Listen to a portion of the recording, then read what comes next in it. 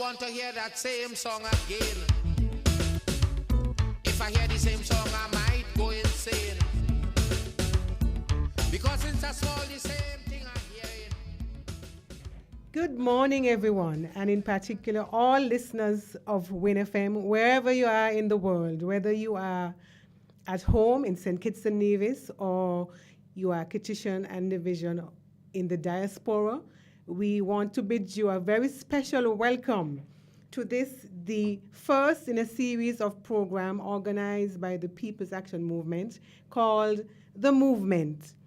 And so if you are in tune this morning, you are part of history. It's obvious that an election is imminent, and so the party is making full use of all the access, all the media, all the platforms through which they can share their message, share their vision, share their objectives, while at the same time giving you an opportunity to tell them what you would like to see going forward in this new dispensation. We hope that you would stay with us. We ask you to make special notes. There would be opening remarks by the political leader of the People's Action Movement, Honorable Sean Richards, who is present in studio now, following which I would engage him a little bit, and then later on in the program, we would throw the lines open for your input. This is an early reminder, however, that when you call into this program, you are expected to be respectful. We won't necessarily tolerate any disrespect, nor any insinuations that can be legally challenged. So we expect you to follow the rules and have an engagement that would suit all of us. We welcome your views, whether your views are not necessarily ours, but all we ask of you is to be respectful.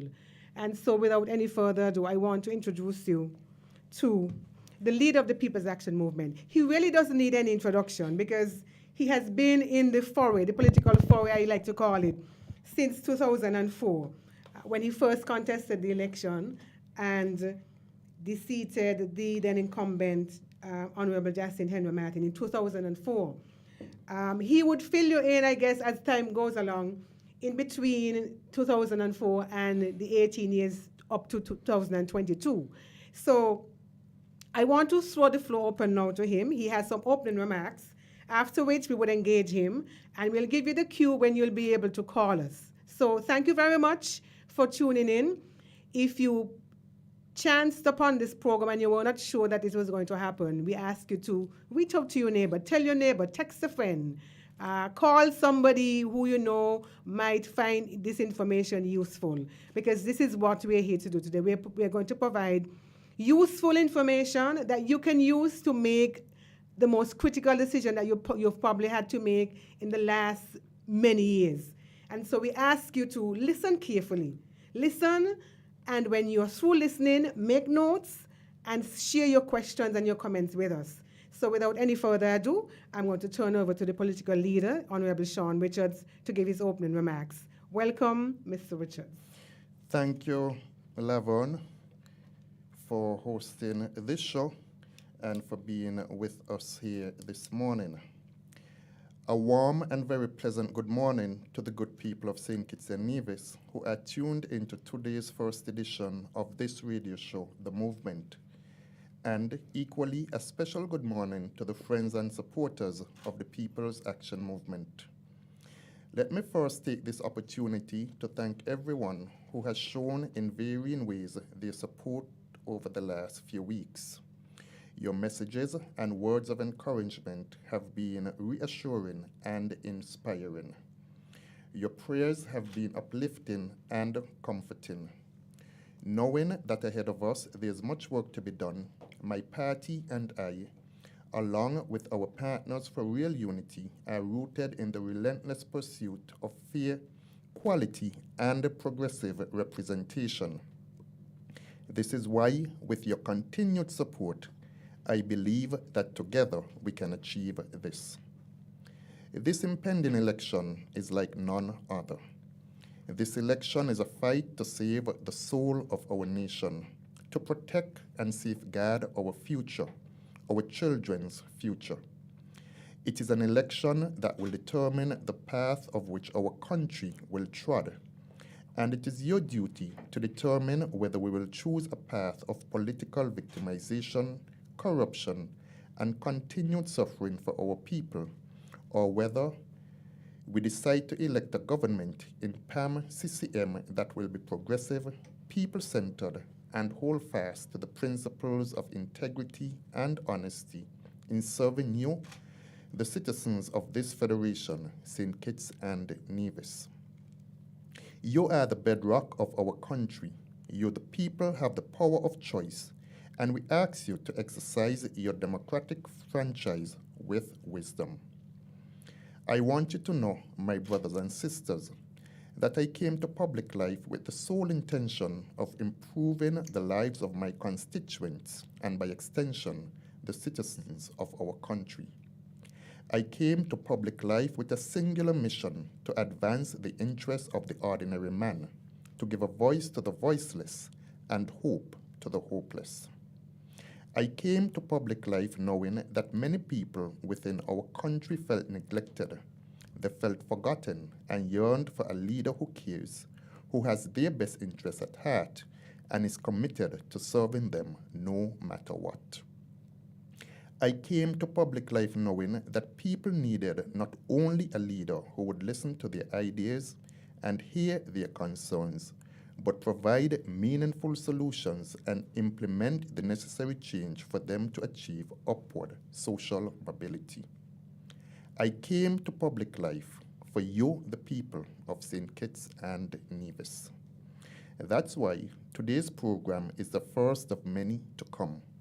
It was created cognizant of the importance of maintaining an open line of communication between you, the people of St. Kitts and Nevis, and our country's leadership. I want you to know, while I am here to talk, I am more inclined to listen.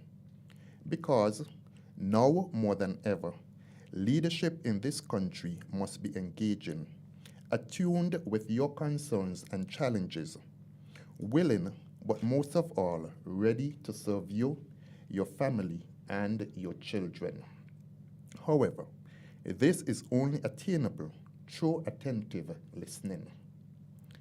This open line of communication ensures that your voice is heard and that you have the opportunity to express yourself and exercise your democratic right.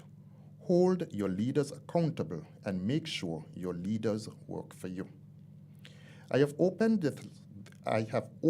this line of communication through this radio program dedicated to sharing the vision for the country under a PAM-CCM administration, but hearing your ideas of what St. Kitts and Nevis ought to be critical to the growth which our party aspires to accomplish. As leader of this party and the coalition which will form the next government, I endeavor to ensure that not only through the medium of radio, but other channels are available for you to communicate, to engage your representatives, because your voices must be heard and heard clearly. We are here to serve every citizen, aware that our society's construct is a composition of diversity, including ethnicity, religion, and especially political affiliation. But I also wish to add that politics of inclusion will be our practice. The government that I lead will not be blinded by partisan politics, but see the potential in an inclusive, just, a fair and equitable society that knows and understands this rebuilding exercise will require the effort of every citizen. I commit to leading a government that is for every and vision. Over the past few years, especially since 2020, we have seen an escalated and worrying trend of political bullying at the hands of a despot whose hunger for power clouds his ability to think clearly, to this rationally. Like a toddler throwing tantrums, Dr. Timothy Harris has clearly exhibited a lack of respect for boundaries. He knows no limitations and will act from a place of vindictiveness and retribution. I want you to understand that Dr. Timothy Harris is a menace to society and is a cancer lodged at the core of our country, which must be removed in order for our survival. For example, Dr. Harris built 15 houses in his constituency and allocated not a single house to the other constituencies. Let me note that these were 15 houses donated by Venezuela to the people of St. Kitts and Nevis who were affected by the last hurricane.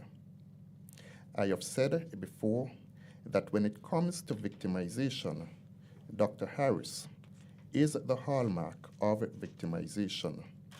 I have referenced the fact that when I was Minister of Education, he sought to have me transfer teachers, not because they were not performing, but simply because those teachers criticized him.